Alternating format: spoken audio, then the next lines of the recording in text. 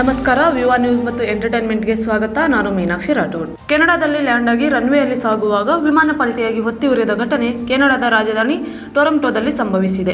80 ಜನರನ್ನು ಹೊತ್ತಿದ್ದ delta airline ವಿಮಾನ land ಆಗಿ ರನ್ವೇಯಲ್ಲಿ ಮುಂದಕ್ಕೆ ಬರುತ್ತಿದ್ದ ವೇಳೆ ಅವಘಡ ಸಂಭವಿಸಿದೆ. ವಿಮಾನ ದುರಂತದಲ್ಲಿ ಕನಿಷ್ಠ 18 ಜನರಿಗೆ ಗಾಯಗಳಾಗಿದ್ದು, ಒಂದು ಮಗು ಸೇರಿದಂತೆ ಓರ್ವ ವ್ಯಕ್ತಿ ಹಾಗೂ ಮಹಿಳೆಯೊಬ್ಬರ ಸ್ಥಿತಿ ಗಂಭೀರವಾಗಿದೆ ಎಂದು ಅಧಿಕಾರಿಗಳು ತಿಳಿಸಿದ್ದಾರೆ.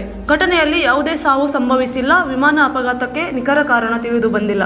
ತನಿಖೆ ಮುಂದುವರಿದಿದೆ ಎಂದು ವರದಿಯಾಗಿದೆ. 76 ಪ್ರಯಾಣಿಕರು ಮತ್ತು 4 ಸಿಬ್ಬಂದಿ ಇದ್ದ ವಿಮಾನ ಅಮೆರಿಕದ ಮಿನ್ನೆಸೋಟಾದ ಮಿನ್ನಿಯಾಪೋಲಿಸ್ ನಿಂದ ಕೆನಡಾದ ಅತಿದೊಡ್ಡ ಮಹಾನಗರ ಟೊರಂಟೊಕ್ಕೆ ಬಂದಿತ್ತು ಎಂದು ವಿಮಾನಯಾನ ಸಂಸ್ಥೆ ತಿಳಿಸಿದೆ. ವಿಮಾನ ಪಲ್ಟಿಯಾಗುತ್ತಿದ್ದಂತೆ ನಿಲ್ದಾಣದಲ್ಲಿದ್ದ ಸಿಬ್ಬಂದಿ ಕೂಡಲೇ ಬೆಂಕಿ ನಂದಿಸಿ ರಕ್ಷಣಾ ಕಾರ್ಯಾಚರಣೆ ನಡೆಸಿದ್ದಾರೆ.